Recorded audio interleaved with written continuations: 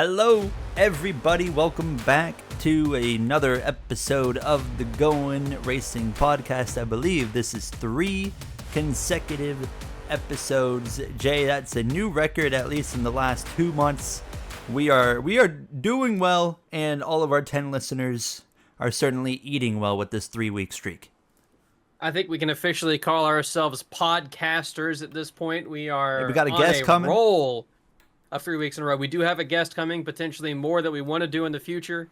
Nothing more than just the one guest lined up, but you know, we're getting there, I guess. There's a logo. We have our old logo from like 4 years ago on one of my race cars. I mean, that makes us official, right? So I've been too lazy to make a new one. one. We're podcasting.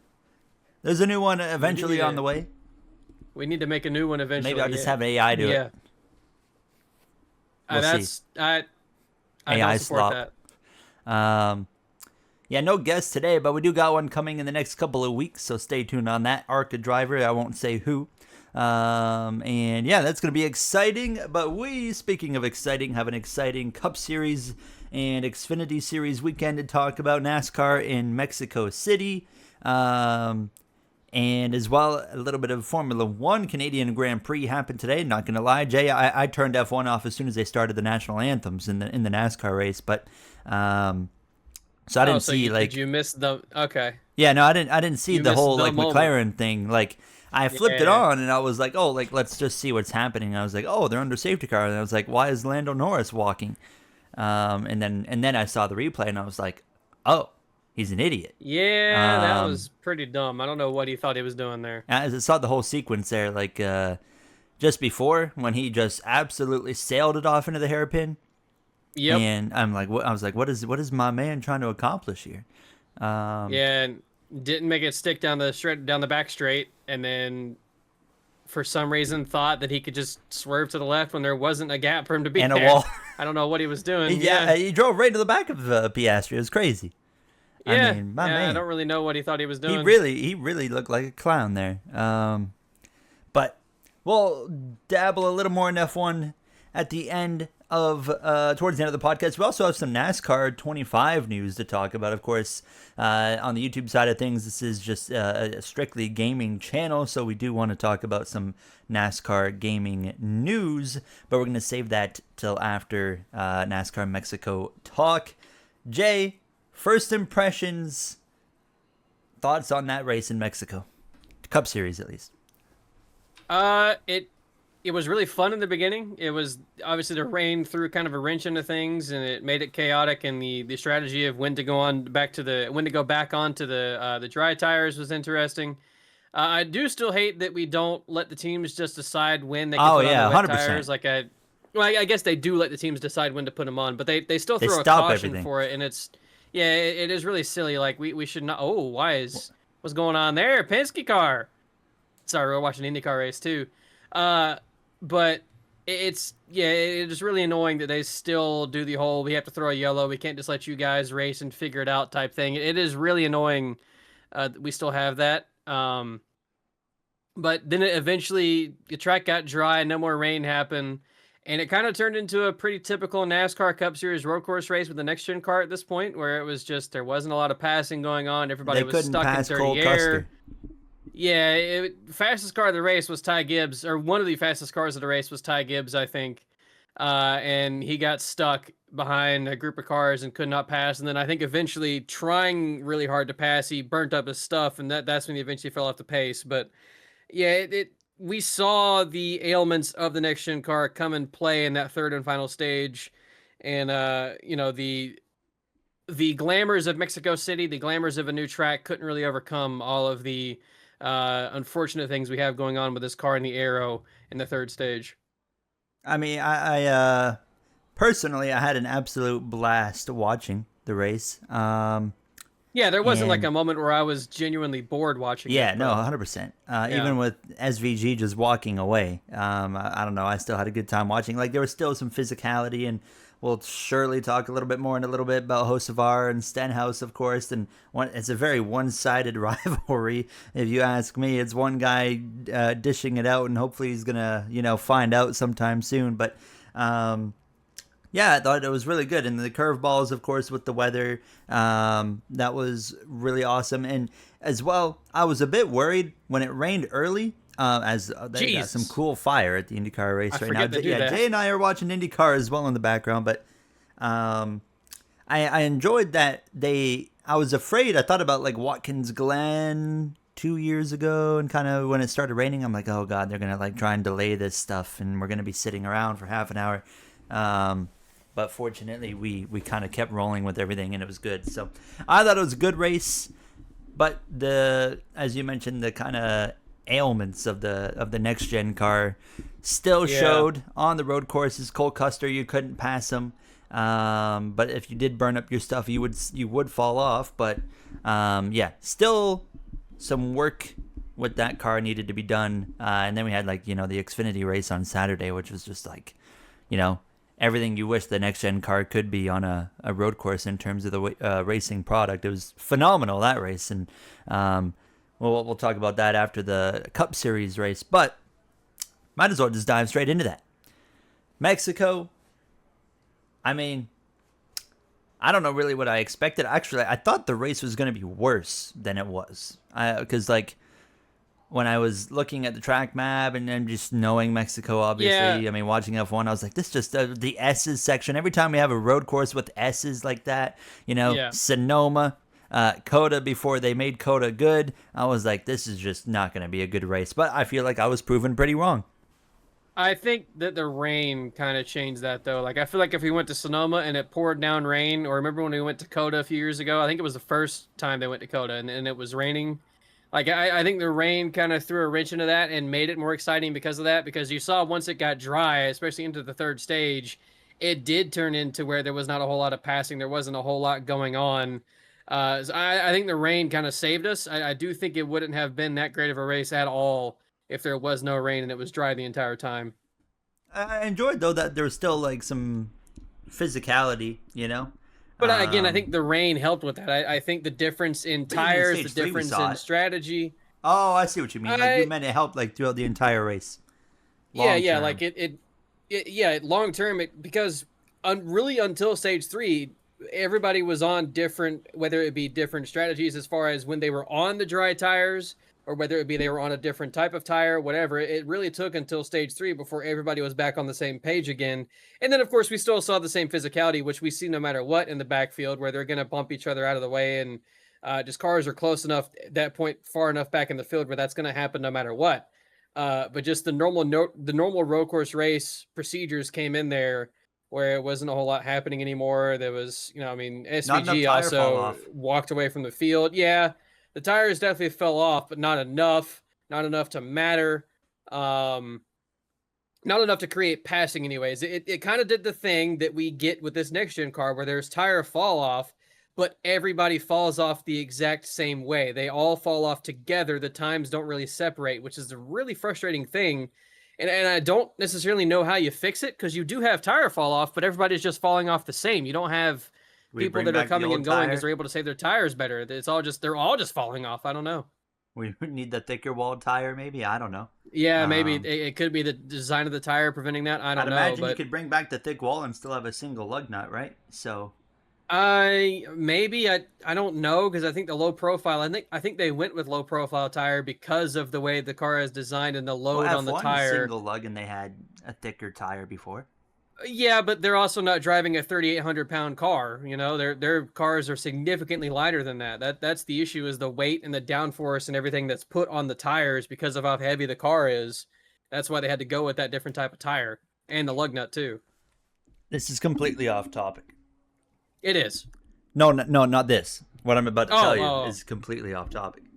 But it just came to my mind, and I had a dream last night. okay. And the reason I want to bring it up on the podcast is not because it's anything related to NASCAR, but it's because it's related to you. You were in the Okay. dream. I don't like when I'm in your dreams because I usually end up dying. No one died. This was a good dream. Austin was Okay. also in the dream. And I have had, ever since our trip to Florida, I have had probably 3 or 4 dreams of us three going on a trip. Okay? Okay. And this is one of them. Just means we need to go on more trips. I agree. So here we are. We're going onto this big ferry, okay?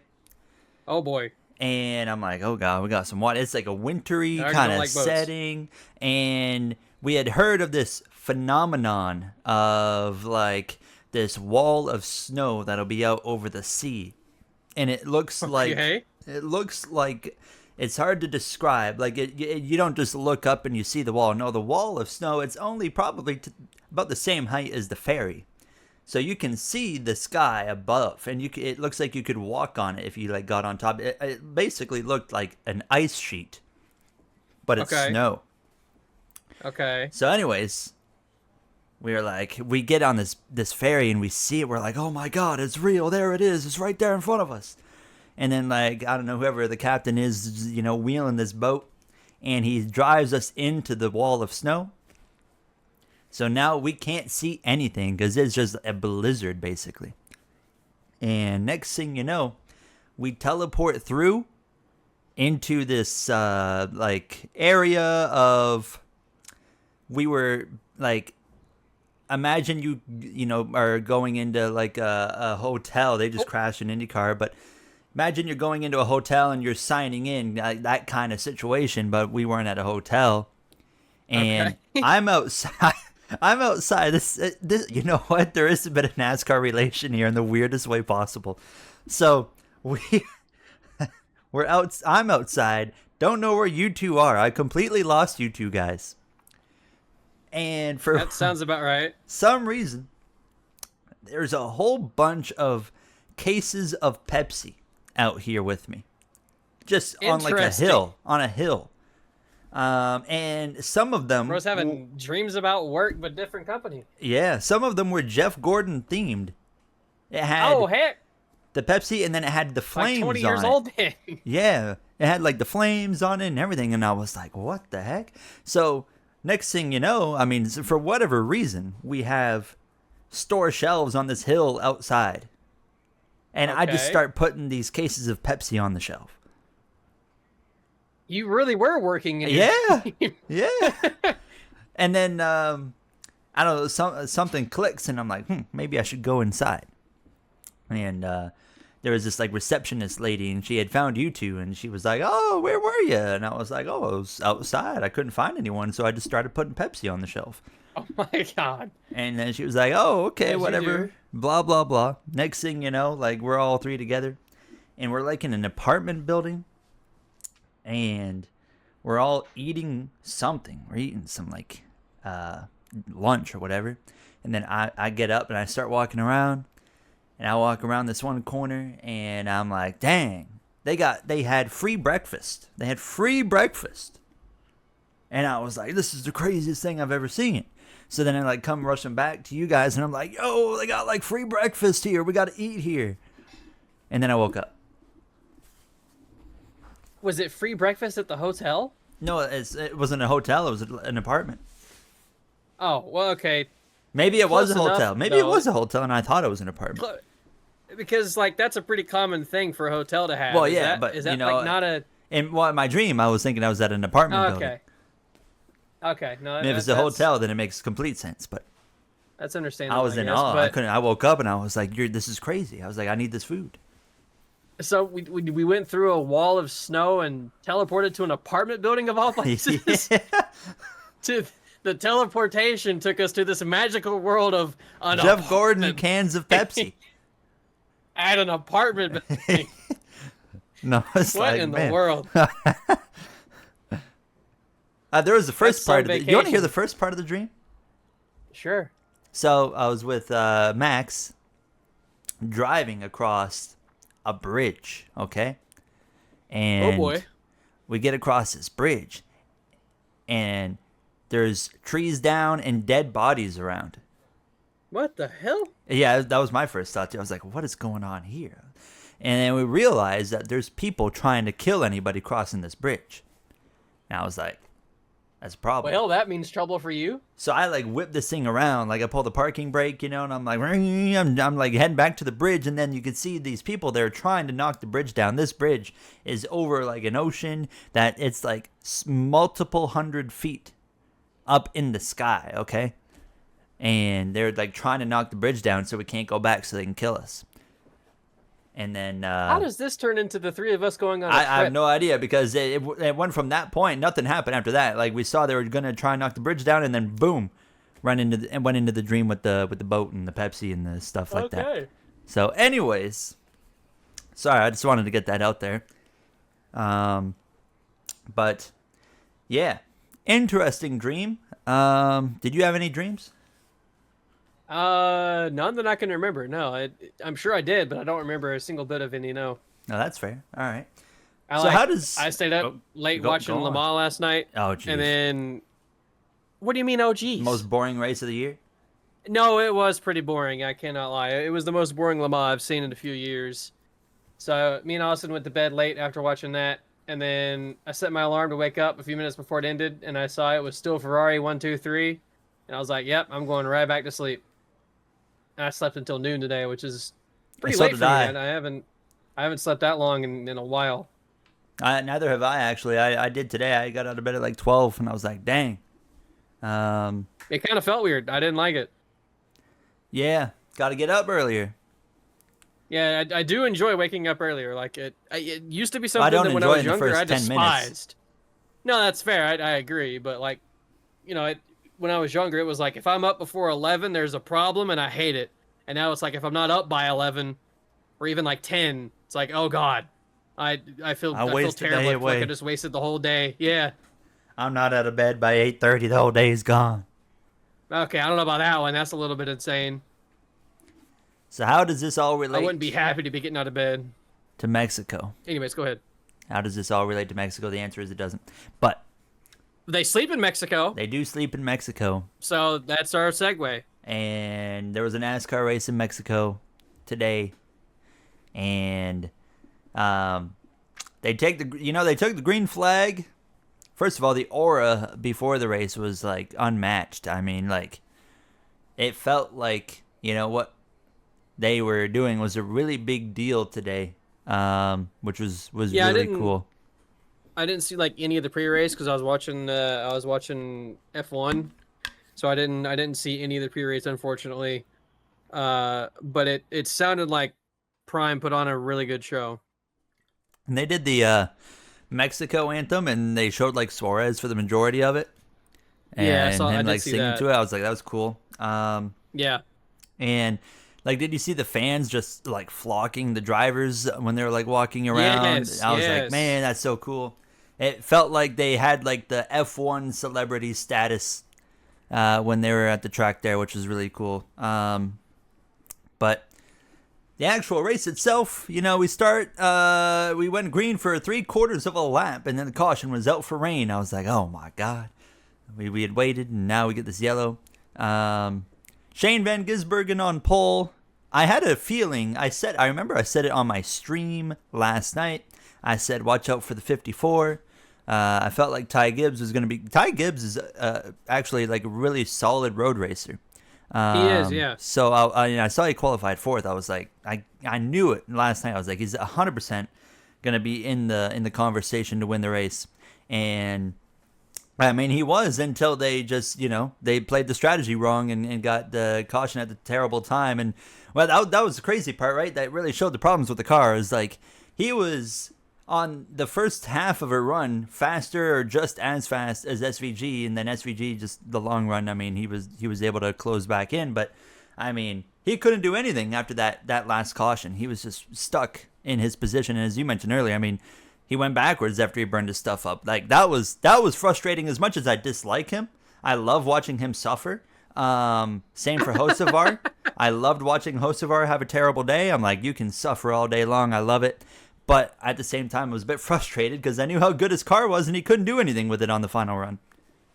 Yeah, it's a thing of what the problems are, and it's frustrating to see somebody be quick, and you know they can't pass because you know that if you know that car is fast, what other cars are fast and can't pass either, right? And obviously, I think at the end of the day, nobody on the longer runs was faster than SVG. The longest run of the day that we got was stage 3. We did not really have a long run until then. And I mean, he was 17 seconds clear by the time they crossed the line on the last lap. Largest margin in NextGen. Yeah, largest margin over double since Yeah, that's what I was gonna say. Over double the largest victory margin. I think the largest previously was Texas. I think I saw right. It was like 7 something seconds or something like that. It was a Larson win somewhere. They said, I can't remember what track. But yeah, I mean, clearly SVG was the class of the field, and especially if it went long. I don't think that Ty Gibbs would have had anything for him on the long run, anyways. But I do think he was better than finishing 13th or 14th, wherever he wound was up finishing. 100% a second place car. Yeah, I think he was would have been somewhere in the top 5 at the very least, without that stuff happening. Which the caution, I don't know if we want to jump that far ahead, but the caution that happened to screw Ty Gibbs over was, I mean, another Carson Hocevar moment, I guess. Was that the one where he spun himself? Yeah, that was spun? the one. I don't know if we ever got confirmation. Spun. Okay. He and got then he spun. just I'm pretty sure he got spun and then he just sat there. And then caution came out, and a few seconds later, he's magically able to move. Always weird how that happens. They just can't fire up the car until that yellow comes out, and suddenly it gets going again. NASCAR found a way to penalize drivers in the pandemic we had of drivers wrecking themselves with flat tires a few years ago. They need to find a way to penalize drivers who sit there and intentionally bring out a caution, because we're starting to see that happen more and more over the last few years. It's not often, but it does happen at least a couple times a season now, and it's really kind of ridiculous when it happens. They need to find a way to penalize drivers for that. Let's just stick on the host of our conversation and knock that one out while we're here. Host of our completely runs over the 47 of Stenhouse in the stadium section. Now, I saw he made a mistake. Yeah, I guess he was a lap down. He had made a mistake because a bunch of smoke came out of the front tires. That don't matter. Corner. That doesn't matter. He went in and ran over the 47 of Stenhouse. I'm like, Nashville was Nashville. It seemed like Stenhouse had kind of moved on. But man, you just went in there and bulldozed him, and I don't know how many positions the 47 lost, but I mean, he's a bubble driver. They're both bubble drivers actually, but I mean, how many points has he taken away from Stenhouse in the last 3 weeks? Well, I don't know if he hurt Stenhouse that much today. Like, he bumped him, but I don't know if he ever lost any spots from it or not. So I don't you didn't know. See? He completely turned him. He did turn him? Yeah, he spun right around. I thought I saw. Okay, no, okay. That changes the story completely for me then, because I thought that he bumped Stenhouse. Was there two times he hit him, or was it just the one then? No, he bumped him earlier. And Stenhouse, the one that I'm really thinking happened. Of is in the stadium section where Carson missed the corner and bumped him, and then I thought Carson. They showed Carson like missing the corner still, and he had to get it back going again. Was there another time where he spun him out? Was it the same one? Yeah, it was the same one. Because I don't remember seeing him. There was an angle. Out at all. I remember there was an angle where you didn't see the 47 go around, and then there was a second angle where bro completely spun. Oh, okay. I had no idea he spun him out. So by the way, I was kind of wondering what all the anger was over. SVG win is official. We're good. But yeah, no, you can. Yeah, I mean, I'll see if I can find the tweet for you or something, because he completely went around. But I don't know if they're. Let's see. Just take a quick stroll through Twitter, and everyone's just showing the. Oh, here we go. Yeah, I got you right here. All right, I'm gonna send a tweet to you. Let me see it right now. And he locks up. Drills him right in the back bumper, and then sends him spinning. How I was going to continue next week, or my conversation from last week. Was there not also a moment last week where they got into each other, or got close to getting into each other? I don't remember. Am I wrong in thinking that? Okay, I could have sworn there was also something last week. But. Or maybe not then, but let me see this angle here for just a quick second.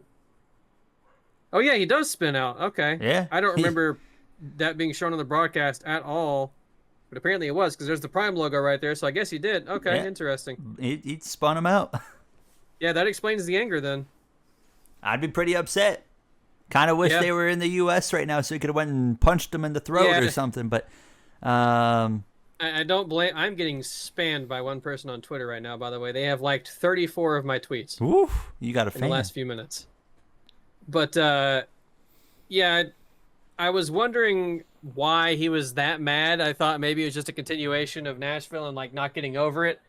But that makes a bit more sense, and it also makes a bit more sense of, it makes a bit of sense why he wouldn't want to get into a fight, because you never know if you don't know, being in Mexico, being in a different country, if he would break some kind of law or something. So I can understand him being a little bit careful about it, but something tells Should me have punched that him. I don't I don't know if he's just gonna show up next weekend and just fight him no matter what, but something tells me if they have an altercation again next weekend, we will see fists be thrown, and we will get that clip on Twitter. Stenhouse, please. Please. Punch him. Like, it may not even have to be big contact. It may just be if Carson bumps Carson him, Kosovar. it might just be enough to sit.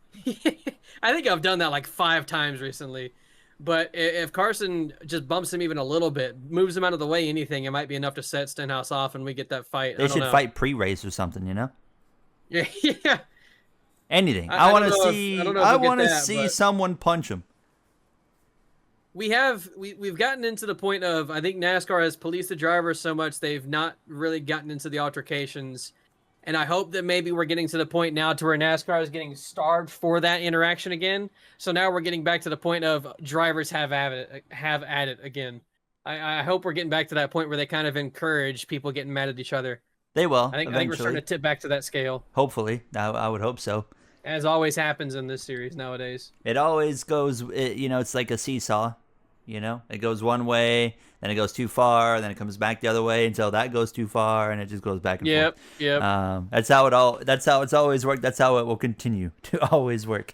But yeah, we'll see how that goes. Where are they racing next week? Is it a payback track? Pocono. Oh yeah, you wouldn't want to pay that. You wouldn't want to pay someone back at Pocono. You could you'd take them out for a few weeks. But we'll see what comes out of it. But yeah, I mean, I feel like we saw the 77. I feel like there was another moment where he had either turned someone. Oh, he was the one that turned Chastain as well. But I don't know if that was fully his fault. It felt like he had a bit of help getting into the one. But I don't remember seeing like a good angle. I don't know if you ever even saw that. Did you like where the one got turned? I'm trying to. I feel like I do remember a moment where that happened, because I can remember my thought process to it, but I can't put the image in my head of it happening. So no, I don't entirely remember that moment. Yeah, that's what I was thinking in my mind. Was it was somewhere in the stadium section, but a lot of stuff happened in the stadium section, which is not that surprising. It's kind of set up. That's the slow portion of the track. You're going a bit quick going into there. It's the portion that's set up for the typical NASCAR shenanigans, which I will have to say, we have gotten away from the chaos of road courses that it was a few years ago. Because anytime a few years ago, you knew what to expect the moment you got late race yellows, and we kind of don't really have that much anymore. It's really nice that we've gotten away from just, I'm gonna send it, and if I crash, I crash. They're driving a lot more clean and respectful while still trying to race aggressively, and it is nice. I mean, yeah, they were still going 4 or 5 wide there into turn 1. And for the most part, they got it figured out. It was like a giant pack race going into turn 1. It was crazy. Somehow they made it work almost every time. That last restart was hilarious, though, with Ryan Truex getting turned, and they just continued to push him through the entire corner. He was getting bullied all day, dude. No one was cutting him any break. I felt bad for the guy. Not I at don't know all. where he ended up. I usually have the race results pulled up here. Let me... And Briscoe knocked the tire barrier out of the way, which I'm surprised that was the only one of the entire day that they got hit. That was the only time it happened. Ryan Truex finished in... he actually finished 23rd. Not bad. Not bad at all, actually. How about the Eric Jones and Ryan Blaney beef, which isn't really beef. It's just Eric Jones kind of being a menace for whatever reason. Well, didn't Blaney use him up in turn 4? Yeah, and then Eric Jones like, I'm gonna just turn right and put you all the way into the wall. Put him straight into the wall. And then they were kind of hyping it up when Blaney got back to him, and then nothing happened. But yeah. And again, the Legacy Motor Club running solid. Jones in 17th. I don't. Oh, yeah, John Hunter Nemechek really in 6th. So. How? Yeah. Okay, didn't know he was. And that's a genuine 6 too. He was running there the entire last stage. He was really quick today. Another one that we both talked about briefly earlier, Chase Oh, Elliott. something you and I missed a few minutes ago in the IndyCar race. There was a camera guy was following a driver. I think that's a driver Running through the garage. pits. Yeah, I saw and he that. stopped and fell, and then Oh. you could see the cameraman on the camera.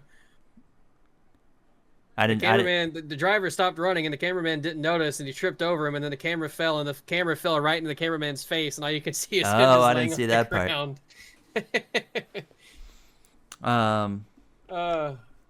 But yeah, Chase Elliott ran really good. P3 for him. Very quiet. Didn't really. Once again, you know, I feel like I say it all the time. Didn't even know Chase Elliott was in the race half the day. And next thing you know, he ends up finishing in third. I see the clip. Oh my God, he ran straight into him. Yeah. Bro, he just bonk. Down he goes. Yeah. Oh, all you see is forehead. God. Why did Di Francesco stop running? I don't know. I have no idea. Man, that's crazy. Poor guy. That was a rough landing. What were we on about? Oh, we had rain as well. That really spiced things up early in the race. Kyle Busch, Zane Smith, kind of tag team wipe out a few cars on what was it, lap 4 or 5? I feel like it was extremely early. Wiped out the 5. I think it was closer to double digits, if not in double digits, but it wasn't very far into the race. Isn't there? I thought the NASCAR app had like a timeline. There's a timeline. There's a timeline button I just pressed. Timeline. It's right on the home screen. Look at that. Did you know no driver has gotten their first Cup Series wins at 2 inaugural races since Marvin Porter? Thank you, NASCAR app. I did not know that. It was lap 7. Boom. Look at who was wrong. You. I said it was closer to double digits, and I was right. It was closer to double digits. I said it was like lap 5. I was 2 laps off. You were 3. And I said it was closer to double digits. So you're wrong. No, I'm not. No, 2 laps is less than 3. Gary, it is closer to double digits than it is single digits, brother. Single digits start at 0, double digits start at 10. That's 3 numbers away. We're talking about 5 to 10. We're talking about 5. No. This is a stupid argument. No, we're not. When did we ever have not stupid arguments? It don't matter. Kyle Busch crashed people. He did. And Zane Smith. They took out the 7. They took out the 5. They took out the 19. I think Briscoe would have too. Allmendinger. If him didn't already do it before him. Briscoe also completely missed the wreck completely missed the corner. Shout out to Chase Briscoe. Didn't qualify on pole for once. He'll be back on pole in Pocono. And then he'll run 20th. I say that he's actually run decent, but I mean. Did you know Shane Van Gisbergen as well has now led in 7 of his 8 Cup Series road course starts as Will Power's in the wall? Oh no! What a shame! What a shame! Jay doesn't like Will Power. Having issues. I don't like Will Power, and I don't like Penske. I like Will Power. I think he's got a cool accent. That's pretty well the reason I like him. Will Power for years. Also, I was wrong about Briscoe. I just watched the replay. Kyle Busch smacked into him. That's why he missed the corner. But what has happened to the 12 car? That toe link is dead. This is the only time we'll talk about IndyCar because the rest of it sucks. So the only time we'll actually talk about it is when they're actually racing. Looks like replay of the 12 goes up the racetrack. And he got into the marbles, I bet. You wait for Fox. He got into the marbles, and there he goes. He goes. Boom. That's all it takes. That was all she wrote. He's in the wall. So, Mexico again. Yeah, the rain was really interesting. We saw as well the 2 and the 47. Or not the 47. Oh, just tire blow? The 2 and who was the other guy? Oh, the 17 that tried the dry tires on the wet track. They held on actually a bit better than I thought they would. Yeah, Buescher kind of dropped down the field pretty quickly, but Cindric was able to hold on really well, and then it went really downhill for Cindric after that. He went down to, I think, 31st after the end of the first stage. I believe that's where he was. I think either into first or second stages where he was all the way down there somewhere at some point, and it really went bad for him. And then strategy let him rebound kind of well, and then I don't think he finished very well. By the way, um, the last what do we got? We've had there was this tweet I saw that international drivers are the most recent winners in all Yep, four the last four national races. series.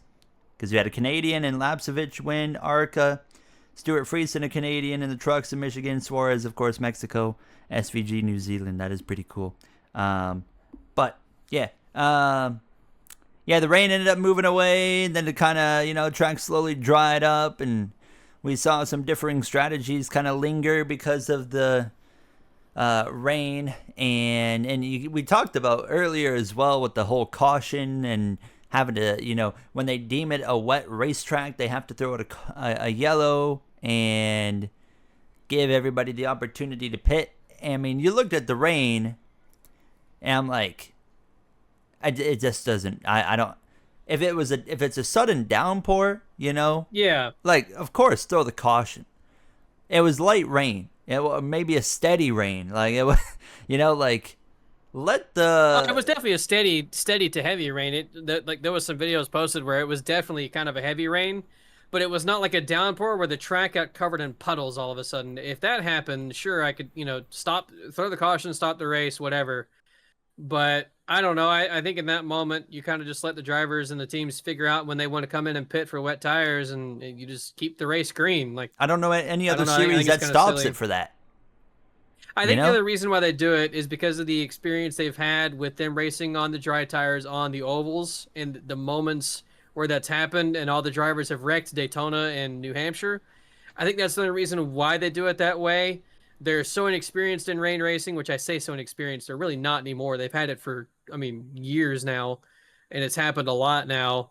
But it also could be maybe a Goodyear thing. Maybe Goodyear has, that Oh man is my on God. fire. But it also could be a Goodyear thing where maybe Goodyear has told them, hey, these tires will not have grip in the rain. You cannot let them race when it's raining. It could be that too. I don't know. NASCAR hasn't really said anything about their I procedure mean, we for saw that what the at 2 and the all. I don't know if 17 the did on question's dry ever been tire. asked, but no, you are right.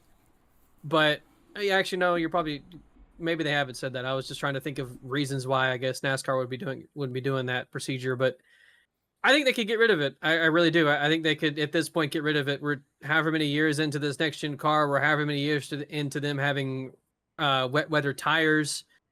I think on ovals you don't get rid of it, but you definitely do on road courses. Oh, ovals, of course, but I don't know. To me, it's like stopping the race is like almost like it's discrediting your drivers and their ability Yeah, to I can adapt see that. to situations. You're saying, hey, we don't Is have the that a confidence in dragon? our Sorry, drivers.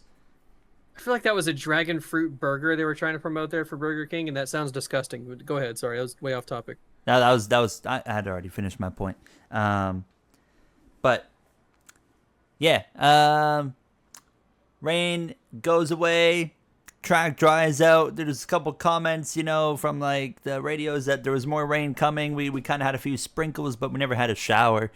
So we had, dry tires for the rest of the race. Track thoroughly dried out, and as Jay already kind of mentioned, kind of just turned into the typical next gen road race after that. So I think really what kept it interesting was the strategy that was different, and like the physicality in the midfield, and at least we had some drama, and the restarts were a bit wild. Like there was enough there that kind of for me overshadowed the kind of poor Yeah, I agree. racing towards the end. Like I came out of that race not there's a lot of next gen road races that I left. I was like, man, that sucked. I did not enjoy that. But I come out of Mexico and I'm like, I had a good time watching that race, and I would love. I wonder if there's a way. No, there probably wouldn't. No, I was like hypothetically thinking like, could you do a coda and find a way to make it almost like a short track road course? But I don't see how that would be possible there. So, but you I'm know not even what? sure what exactly you mean by that. Like coda shortened the track. It races like a short track almost. per Dale Jr.'s words, I should say. Like, he described it as they basically made it a short track road course. And I think that helped a lot with the racing on top of the tire fall off there that they had too. Yeah, okay, I guess I can see what you're saying. I didn't catch. I think that could be I think that could be a trend, maybe not right away, but tracks that have the ability to do that, which I don't know of any tracks that do have the ability, but I feel like we could see something like that in the future, where a track has the ability to cut off half the circuit and make it into that short track style road course. I feel like we could see that more in the future. Yeah, I think that the only one that we go to currently that could do that is Coda. And then if they went back to Road America, maybe Road America has a different configuration. I don't know if they do or not. I know that they have like the gaps for cars to go through, but I don't know if it's an actual racing surface. Yeah, I don't think so. So I don't know if they have different configurations or not. But I think Coda's really the only one.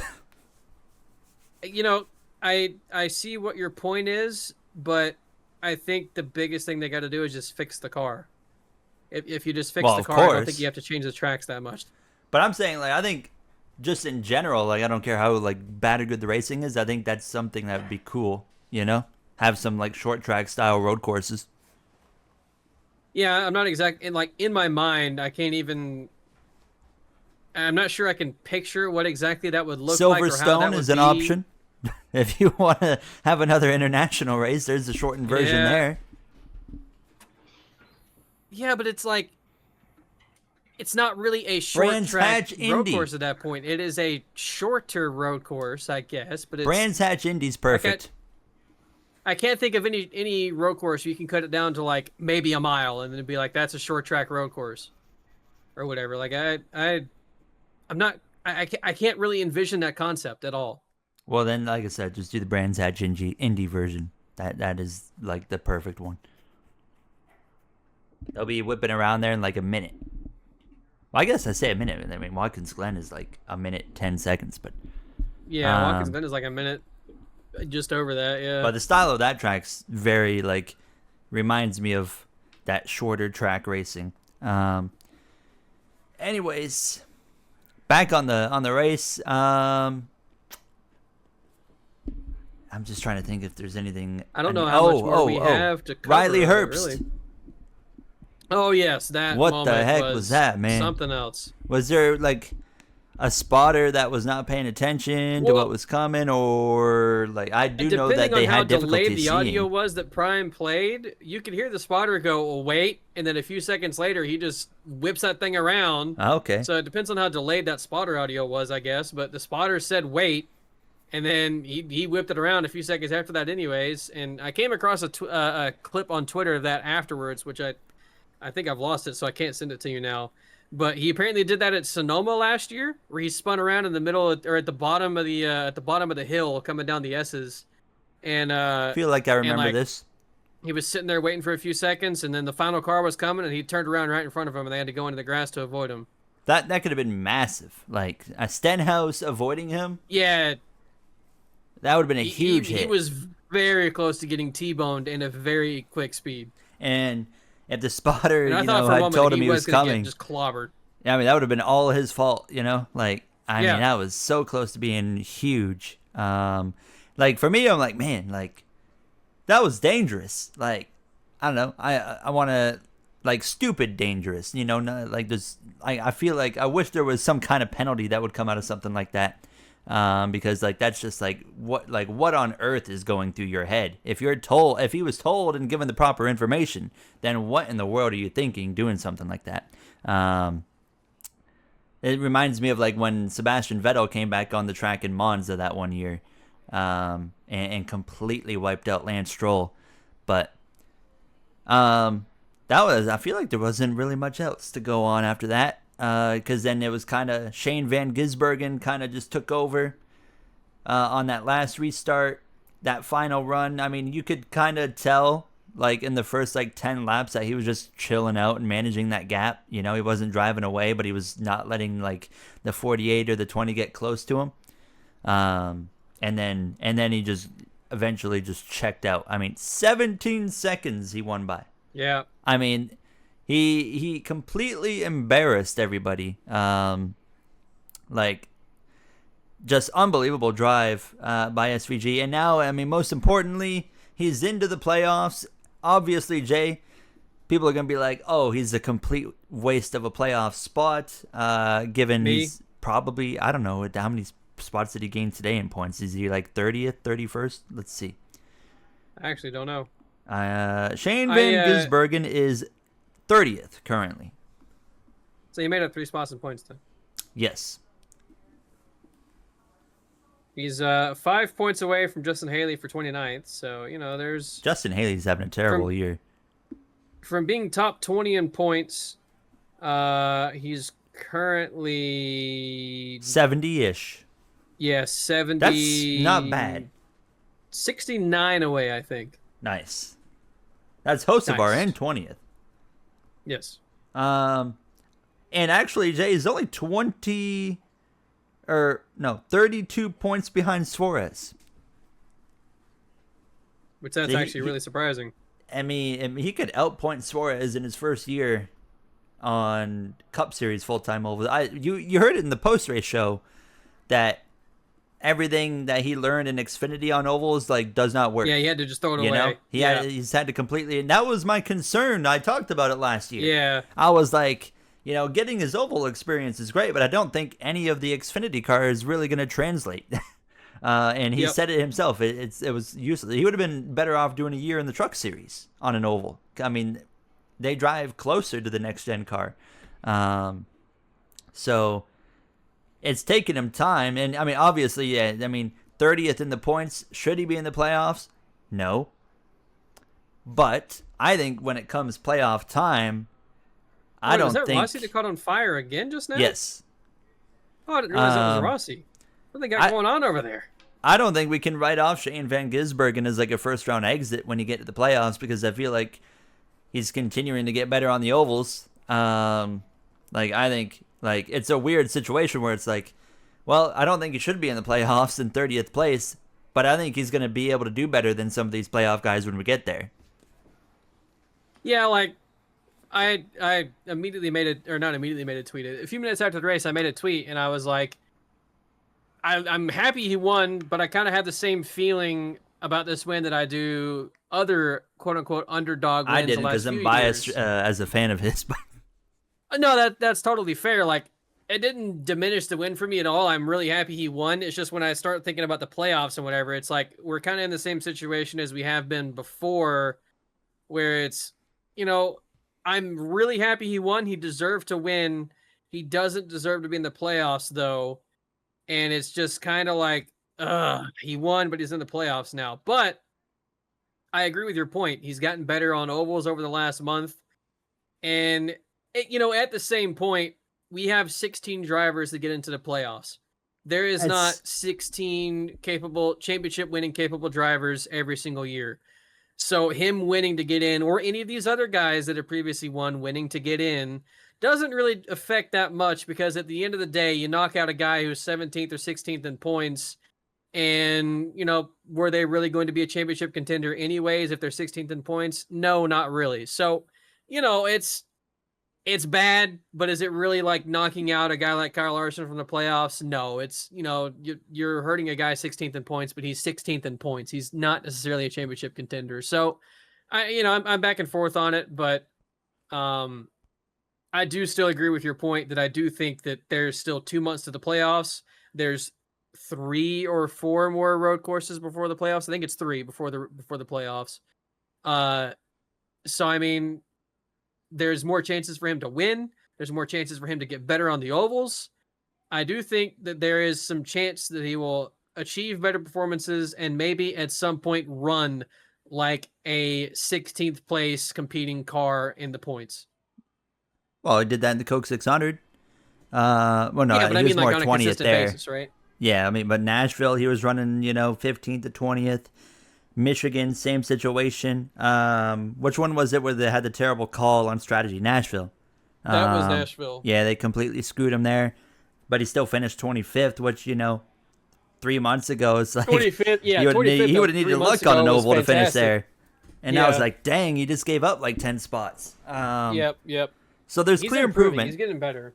But yeah, I mean, I was just doing the numbers. We put currently 44% of the full-time field in the playoffs. That is just under half. 44%.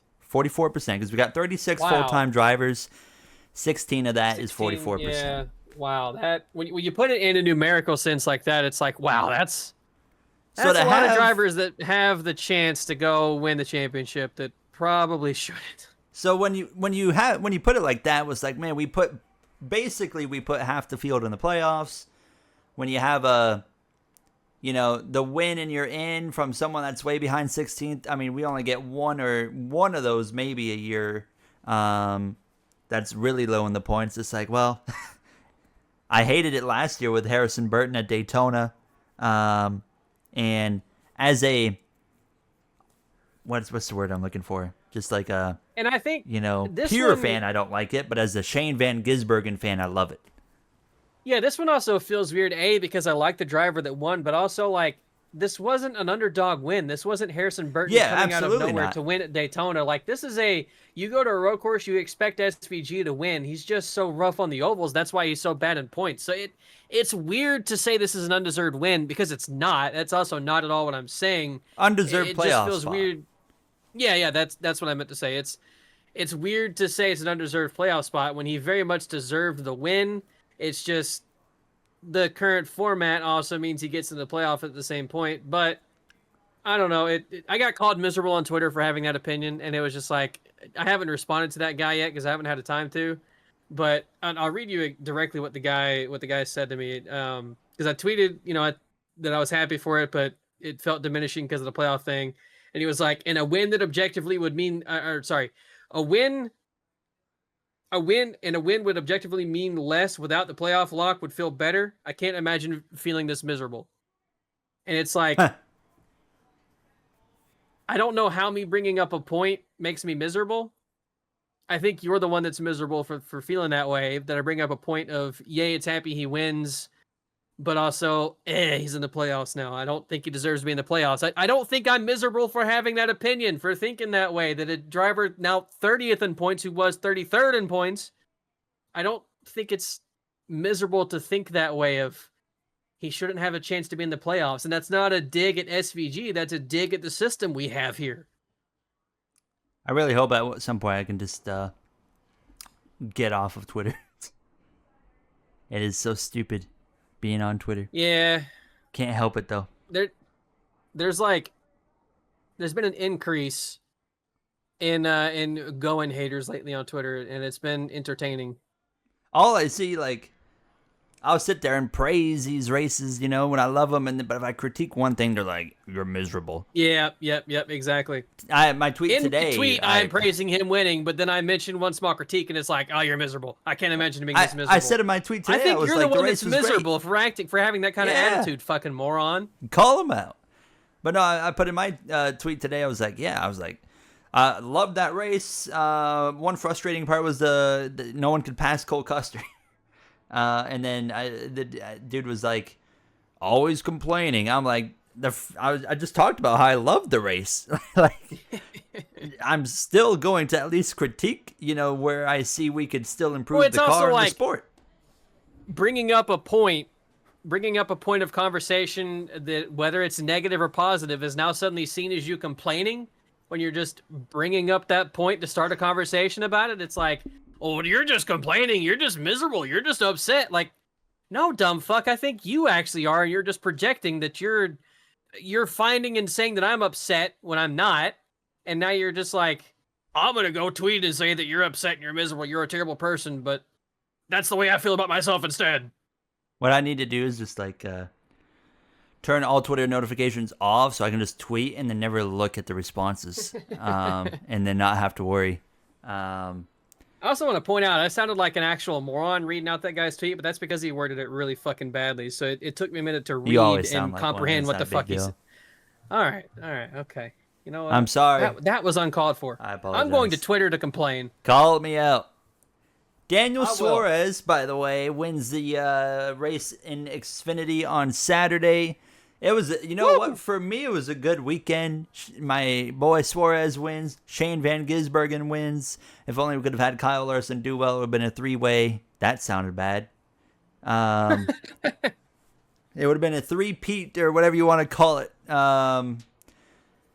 But great for Suarez, and one heck of a drive after crashing out the main car, and they pull out the backup. He starts dead last, drives up to the front, and wins the race. Thank you, Connor Zilic, for basically gifting Suarez the opportunity to win the race. But Yeah, I feel think like that's I'll be really what we honest, should I talk think about. Suarez was better than Zilic, but yeah, Zilic kind of threw away his opportunity to still compete for the win because he's doing 18-year-old things. He's just there's these moments so where he drives over his head and drives aggressively when he doesn't need to. I'm cutting him some slack because I'm old enough now at 24 where I've seen this, you know? I'm like, we know how it goes. Ty Gibbs. Yeah, but the same at least way. but at least, Connor Zilic is likable. Fair. Ty Gibbs is a little baby, little brat. Anyway, sorry. Connor Zilic, like his talent is like off the charts phenomenal. It's unbelievable. In that situation yesterday, like the oval side, of course, on the oval side, he makes a mistake. You fully expect it. He's done, I don't know how many oval races, but he has got still a massive amount less oval experience than everybody he's racing right now in Xfinity. The fact that he's been finishing second in the last two oval races is, for the field, I would say quite concerning there. I think that he had some ARCA starts maybe last year, and that might have been his only oval experience up until the Xfinity Series this year. I think that was his first experience on ovals was last year in the ARCA Series. So not a whole lot there. Kind of like SVG, not a whole lot of experience on ovals, and it's going to take him a little bit of time to learn. And I think this is why I say I don't think he's ready for the Cup Series yet, because he proved making those mistakes. Yeah, he's still making those mistakes. He's still driving over his head. He's still driving aggressively, doing these things he does not need to do.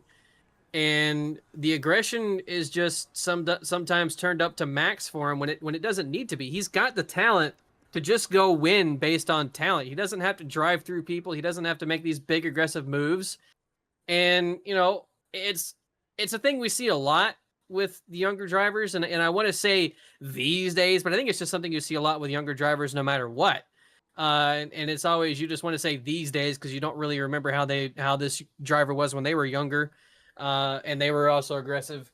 But I think that's what he's gonna need. That's why he's gonna need another year or two before he comes to Cup, is he just needs to mature a little bit, grow up a little bit more, and get more experience too. He needs more experience on ovals. I need to see him win some more. He needs to win the races he should win. He needs to win the races he shouldn't win. When he finds a way to be competitive on ovals and finds a way to be in position to win, maybe when he doesn't have the fastest car, and when he's doing like when we've seen Ty Gibbs doing, like we've seen Christopher Bell doing, these other Xfinity drivers before him, where they're dominating the season, then they're ready for Cup. You even saw Ty Gibbs, he dominated Xfinity. He's struggling in Cup now. Christopher Bell dominated the crap out of Xfinity. He struggled in Cup for a year or two. I think if you put Zilic in Cup now, it's going to be real bad. He needs time. When you see him start dominating the Xfinity Series, that's when he's ready. Yeah, give him at least 2 years. I think at least this year and next, if not also 2027. Like, he's super young. There is zero reason to rush him. Keep Suarez in that seat for at least one more year. I think, keep that lineup at the same at Trackhouse and you're going to be fine. Zilic he'll figure it out. He's got the speed. He's got the talent. He's showing when he is not making the mistakes. He has now been fighting for a couple oval wins in the last few weeks. Mexico there, he could have, had just a cruise to a win if he wanted to, and he just, he overdrives the car, he oversteps his boundaries when he just does not need to do it. And he paid the price for it. He still nearly drove back up through the field and won the race with that junked car. He was able to. Did he get a top 5 or did he get close to a top 5? I think it was fifth or sixth. It was fifth or sixth. Okay. And then So yeah, he was still quick. I mean, there's no denying the talent, right? The talent is there for Connor Zilic. It's there in excess. It's just you got to refine the small things. And he's 18. He's 18 in his first year in NASCAR in one of the top 3 series. It's just one of those things that's going to come with more experience. So I'm not going to harp on him too much now, and not like I have a position to, anyways, right? But just again, he needs time to grow and time to learn and time to get more experience, and that's why I don't think he needs to be rushed to the Cup Series at all. I will say the one guy who is being kept down right now, who should get a shot in the Cup Series, is Corey Heim.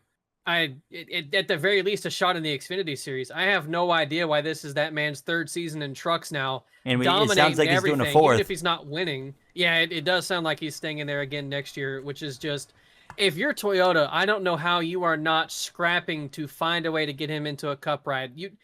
I mean, Zilic and Heim are the future of the sport. And Chevrolet and Trackhouse are obviously wanting to get him into the Cup Series. It seems like Toyota is in no rush at all whatsoever to get Corey Heim into the Cup Series, which is just baffling to me. I mean, the guy has had so many race wins go away from him this year in the Truck Series, and he's still got over a 100-point lead. He does not need to be in there anymore at all. Yeah, it just feels like we're wasting time. Yeah. How old is Corey Heim? I want to see. 20 something at least now. I 21, never 22, know how old these something like drivers that. are anymore. Corey Heim is. He can't be older than 22. He is 22. Okay. He will be 23 on July 5th. And he's one as well. To me, like, you see his racecraft, he genuinely races very, very, very well. I think that he is ready for a shot in the Cup Series. He's done at least 2, maybe 3 starts now, I think. And aside from a few weeks ago in Nashville, where he cleared himself off at Keselowski and wrecked himself, he's done really well. So the talent's there again for Corey Heim, but the seats aren't, I guess. I don't know. And I guess there's some beef with Joe Gibbs potentially keeping him out of the Cup Series too, or something. I don't know. Whatever's going on there. Something with the beef with Gibbs or Sawalich. Yeah, with Ty Gibbs. No, I think it's, or maybe it is Sawalich. No, you might be right. It's one of the two where they have some kind of beef, and yeah, it's keeping him in the Truck Series, it seems like, and that's just, it's really dumb. Some other manufacturer's got to find a way to steal him if Toyota's not going to promote him. Yeah, I agree. What else do we have to go on about? Formula One was on. Yeah, there was Formula One. Lando Norris. George Russell won. Max Verstappen finished second. Blah blah blah. Lando Norris and Piastri come together. I gotta say, it was a really compelling race. Like, there wasn't a whole lot that happened, but it was fun to watch the tire strategy, at least. Yeah, the tire strategy was fairly interesting. And I had the race on in the background most of the time. I watched it start, and then I was like, okay, I got to record a video. But I still was keeping tabs on it. But yeah, it looked like an interesting race. I completely missed the final 15, 20 laps or whatever. But I figured it was probably going to be a Russell Verstappen 1-2, so I didn't mind missing it. But yeah, I mean, that Norris Piastri, I feel like the only kind of talking point I have out of this one is just I think it's becoming very clear who McLaren are going to have to prioritize for the rest of the season. Yeah. That is not Lando Norris. I agree. I think that they need to be prioritizing Piastri. I don't know if they're going to prioritize either one over the other. I don't know if McLaren is going to do that. At least they're not going to do it publicly, that's for sure. But yeah, it is clear that at least for this season, and I think other seasons in the future, Piastri needs to be their number one driver. There's no denying Lando Norris does have talent. He is a good driver. But I think you have ran into the situation where your younger driver is better than your older, more experienced one. And Piastri just, I mean, aside from today in Canada where he didn't even finish on the podium, he's been lighting up the world this year in F1. And, I think McLaren at some point, if they want to focus on the Drivers' Championship, if they want to win the Drivers' Championship, they're going to have to prioritize Piastri. And they're going to have to sit Lando down and be like, all right, look, Piastri's the number one driver now. He's the priority. we're gonna have to do things around him and not around you. And it might turn into a Ricardo and Verstappen situation where Norris is like, all right, I'm dipping. What a shame if he left. Do we want to talk about NASCAR 20? Oh, go on. I was just gonna say I want to hate McLaren so much because I cannot stand the way Zach Brown is. I cannot stand Lando Norris, but I like Piastri so much. So Piastri's my boy. Yeah, I like the guy I Piastri a support lot. now. So yeah. So I want to see him win, but I don't want to see him I don't want to see the team do that well, but I want to see Piastri do well. No, I agree. I agree with that. Do we want to talk about NASCAR 25 news? Not really much to talk about. A little bit if you want.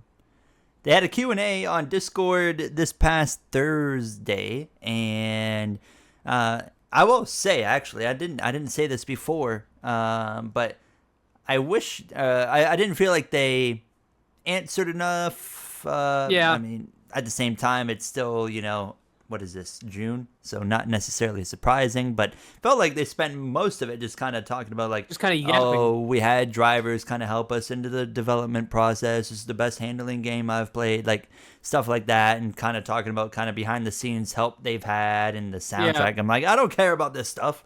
I know you guys are going to have drivers helping you. Every NASCAR game that's ever been made, they always talk about, oh, we had this driver come in and he played a key role in, helping us with this game. Sorry. That's a nice sunset there. Hopefully they have sunsets like that at Gateway in NASCAR 25. Yeah. But they did kind of go in a little bit on career mode and damage models and kind of, that stuff like that, customization a little bit. And off podcasts on my live streams or just talking with Jay, I've always kind of gone on about how I'm not a huge fan of them forcing us into the driver owner role. But I'm just trying to think of actual talking points. Just the career mode, from what they did say, it just seems it seems interesting so far. Like, there wasn't enough info there to really what do I expect? Am I excited or not? Because they talked about turning points and stuff like that. But you know what they didn't talk about much was just is there going to be rivalries? Is there going to be... They talked about building up your own car and your own team, but is there going to be like an R&D system for other teams? And can the other teams improve? Probably not. But they just kind of talked about really simple things. They didn't really dive into can I manage a pit crew or something that comes in? Like stuff like that, or driver ratings. If that's going to be something like change? Dynamic, if they, is that something that'll change every year? That's the stuff we want to know. F1 now, and we have in other sports games, and I think very specific questions like that. Well, like you said, it is June, and I think it's 3 to 3.5 months away from the game. Those things. I don't think it's too early to say those things. I just don't know if they want to say those things yet. I don't know if those are things they want to give away yet. They did say they're going to do more Q&As, so hopefully we'll get more specific type questions answered in future Q&As. I also feel like it could be a case of those questions weren't really presented, though, because if you even watch the chat, most of the questions being presented in chat weren't that specific. It was like some really just kind of odd questions that they weren't that significant, or it was just a bunch of spamming of is there going to be crossplay release date? Like, it was just a bunch of spam of the same kind of generalized questions.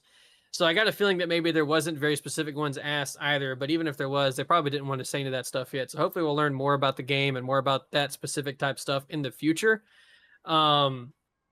I got a feeling that just about anything we can think of, they're going to have a plan to implement that in future games if it's not already in the game now, like driver transfers, hopefully dynamic progression and regression as drivers get older and things like that.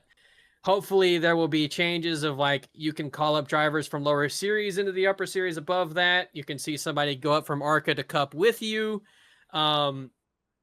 And again, the dynamic part of it would be nice too, because if I do one career mode save and then do another, I don't want that same driver that just followed me to Cup to then follow me to Cup, and it's like all the same changes happen again and again and again. I want it to be, well, this driver who was good last time, now he can't get out of ARCA because he sucks, but now this guy who sucked is up here winning championships and Cup. Like, I hope we eventually get something like that to where there will be transfers like that, and it's dynamic to where you can get a different experience each time you play it with what drivers are good, what drivers are bad, just all the things like that. All the little things like that are nice to have, but I don't know if they'll be a priority this first time around.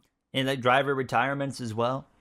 Yeah, You that know, too. that Yeah. probably won't be a priority either this game. A stat tracker would be really nice to have just for Oh like yeah, yeah. immersion and being Deep able to see stats. how somebody stacks up. Like, yeah, stats are a big thing for me. A good paint booth. I know they mentioned there's going to be something like a paint Hauler booth in the game, but pits, they pit didn't go into. boxes. Yeah, that does sound nice that they'll let us customize that stuff. But again, that's kind of like, okay, that's cool to have, but I would rather have other things before we get to that. There's other things you could have done before that IMO, but still cool things to have. It is like it's more immersion, so that's cool. I'm not going to complain about having it, but I think they could have prioritized maybe other features, crossplay, than getting that in the game. But They really talked about how they really worked hard on presentation in this game. So like which hearing is about another good thing too. customization Like, for haulers and pit boxes, I feel like we're gonna see those types of things a lot more than we maybe have in previous NASCAR games. yeah, because presentation makes a big deal too. I'm not trying to say that it's not going to be a good thing. Presentation can break or make immersion, and it sounds like they're really trying to make us immersed in the game, which I like. I think that it's going to be cool to be able to get immersed into your career mode, into your story, and have things customized around that to where it really makes you feel like you are actually in that story, and it's not just generalized pictures of certain things that have nothing to do, like, your hauler is just a black hauler that with not none of your logos, your name, whatever on the car or on the hauler, but having that to be changed to your sponsors and stuff would be kind of cool. You know what would also be cool is they talked about like the turning points and like how the Dale Jr. is gonna have like these podcast moments where obviously he'll probably be talking about you on his podcast or whatever. Um, Maybe like this is long term. This is definitely not something in the first game or second game. Breaking news, by the way, Red Bull just protest law. Yeah, Red Bull protest Yeah. lodged against Russell Yep. after Against Canadian George GP Russell. is Yep. rejected. Okay. Anyways, Oh, it was rejected. Okay. yeah. So something that'd be cool is you have turning points. What about like race moments or something where I don't know, you're having a bad stage, whatever, and in between stages there's a cut scene to the booth or something, and they're talking about like something about your race. I think that'd be kind of like just from the presentation wise. I think that'd be something in the future that'd be cool. Maybe an option to have it on or off. But just it kind of just adds to the immersion, and it just continues to also just kind of build like your own kind of story or something in the career mode. I think would be kind of Yeah, cool. I agree. I do wish there would be some kind of commentary thing in there, whether it be like mid-stage breaks, they do a recap of the stage or whatever with a bit of commentary over it or something like that. Like, I know that they prioritize. They said their big thing is they want to make you feel immersed. They want to make you feel like you're a driver in NASCAR, and they want to give you that experience. They mentioned not having commentary and things like that because to keep you from like to give you that genuine feel, but in my opinion, I don't know how adding in commentary and adding in a broadcast booth for short segments or just little things or whatever. I don't know how that breaks you out of that immersion that much. Like, I feel like it would still be a cool thing to have no matter what. I don't know how it would necessarily be a bad thing to have that if they want to make you feel like you're a driver. Because having commentators commentate about either my race or somebody else's race that I just saw happen in front of me or whatever would make me feel like I'm genuinely there, and it would only make me feel more immersed, in my opinion, to have I commentators agree. talking about my career or my progression or my race specifically then or whatever. It would be, more immersive to have that happening. But, I maybe it's just their reasoning for not putting it in the first game, and maybe they will look at that in the future. I don't know. But yeah, I feel like we are getting a bit ahead of ourselves with things that we want We implemented always implemented do. into the game. We always do. You're right. We do. But the fact that they at least have a 10-year roadmap, that makes me feel good. It makes me feel good that they plan to give a long shot at this, and continue to develop the game and make it different 10 years in, and really give us everything. Oh, Jesus. Pato Award almost crashed right there. But really give us everything they can think of, and add in a whole bunch of features that eventually makes that game hopefully extremely good. Yeah, I feel like game one's still more of a foundation, but a foundation that I have. You Not want a to have high high hopes for. Yeah, I wouldn't say I have a high expectation, but I expect it to be, for example, let's just see. I mean, they are working with Monster Games on this game, which is as well crucial to point out. But like looking at, say, I would want out of NASCAR 25. And I'm not saying I want a NASCAR Heat 5 game here. I'm just saying it needs to be at the minimum on the same level of NASCAR Heat 5. The last proper NASCAR game we had in terms of quality and playability, but it needs to go a bit beyond that as well. It needs to be more refined, but in their new direction of certainly away from like the NASCAR Heat series, and graphically it's got to be better, and handling wise, I mean, the NASCAR Heat series was always too on the arcadey side in my opinion. Yeah. Whereas iRacing, they've talked about kind of wanting to balance it between Simcade, basically the popular term. It seems like kind of what they're going for. So it's going to be interesting, and hopefully we kind of know more in the next month or two. But they did confirm the release will be. Oh my God! Why is Joseph Newgarden on his roof? They were just showing a. I saw it. I thought they were cutting a commercial. Joseph Newgarden, and they cut back. That's the and meme of a century. Straightaway on his roof. That's the meme of a century right there. What the hell? Joseph Newgarden is now upside down. Well, he was leading. It's not the first time he's crashed out at an oval while he was leading. Oh my goodness. Iowa last year, I believe. Or yeah. 2 years ago, something like that. Well then.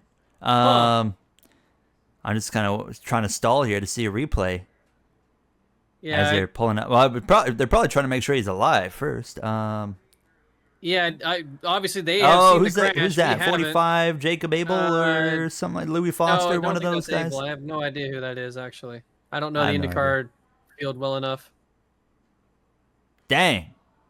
Based on them instantly running to Newgarden, I got a feeling the impact was kind of heavy. Because the AMR safety crew, especially for IndyCar, they're really quick with it. So they I are could really be reading quick. Too much into that guy's over here tripping over the cars. They're all trying to get this thing back on its wheels. I don't remember them flipping the car over by themselves before. I thought they always usually get a crane for it, but these are kind of light, so maybe they can just do it like this. But hopefully we're about to see them get this car tipped over and Newgarden gets out. I see his hands moving around already. Yeah, he's all right. Get that car down. Oh, get him out of the car. Oh, Jesus. Jeez. Oh, boy. Oh, yeah, yeah, he's okay. No, I think we're good. I think he's we're fine. Good. Huh. Well, we'll see a replay. Then. Anyways, let's continue while we watch for the replay.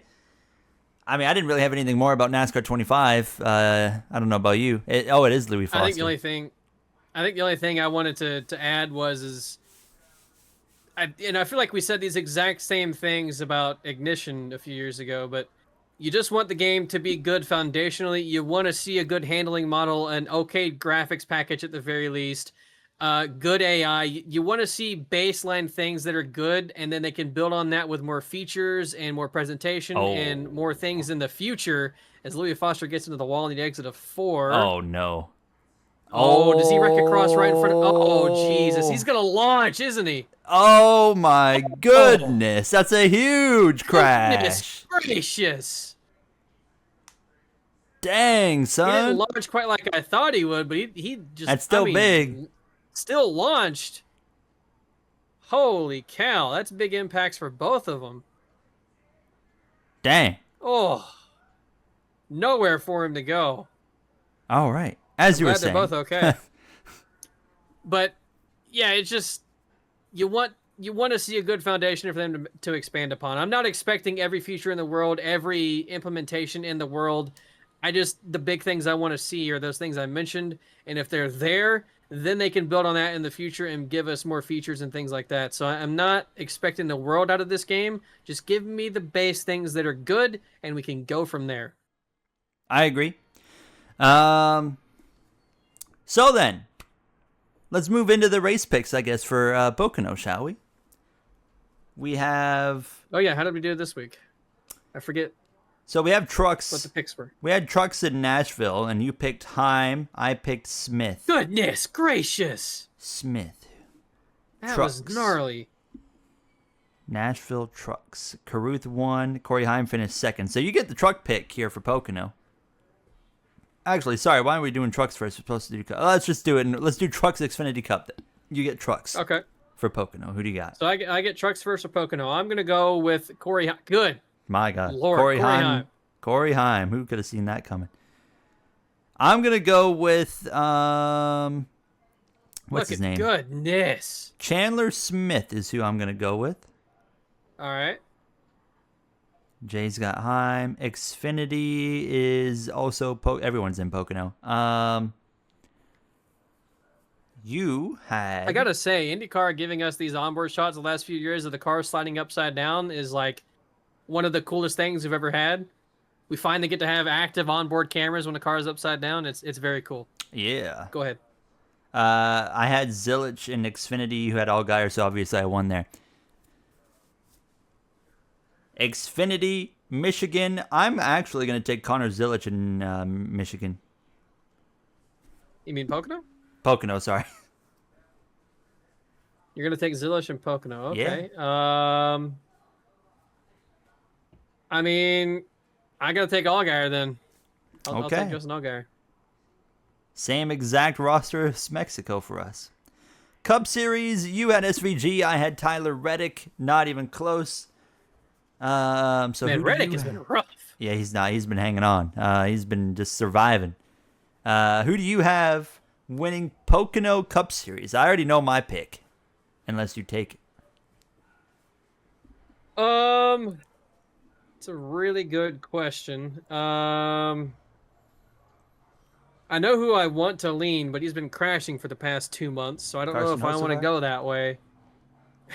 No. I'm gonna go with Dennis Hamlin. He's coming back from having the baby. Pocono has won a lap. Stole my pick before. That's very successful. I'm glad I'm yoinking your pick. All right, I will go with Kyle Larson's gonna get back to victory lane then. Yeah, that's who I wanted to pick, but the man's been crashing ever since he started practicing for Indy. So, do we have F1 this weekend? Austria? No. That's it then. No, I think that's in 2 weeks. Yeah, Austria's in 2 weeks. So for trucks, Jay has Heim. I have Chandler Smith, Xfinity. Jay has Allgaier. I have Zilich and Cup. He's got Hamlin. I got Kyle Larson. And we'll see who comes out on top in all three for this upcoming weekend in the Tricky Triangle at Pocono. That'll be an interesting one. High speeds, heavy braking. Turn one specifically, long straightaway, just like Mexico had. Not quite as long, but restarts will be chaos. That'll be 4 or 5, maybe even 6 wide, maybe even 7 before they head into turn one. They'll narrow it out, but that'll be an interesting one. But yeah, we did not have any comments on our last episode. What the heck? So for the Spotify side of things. So that's going to do it for us then. We'll be back hopefully next Sunday evening once again from Pocono Raceway. We thank you all for taking a listen or a watch on the YouTube side as usual. And we'll see you all next week. Thank you for listening and have yourselves a great day.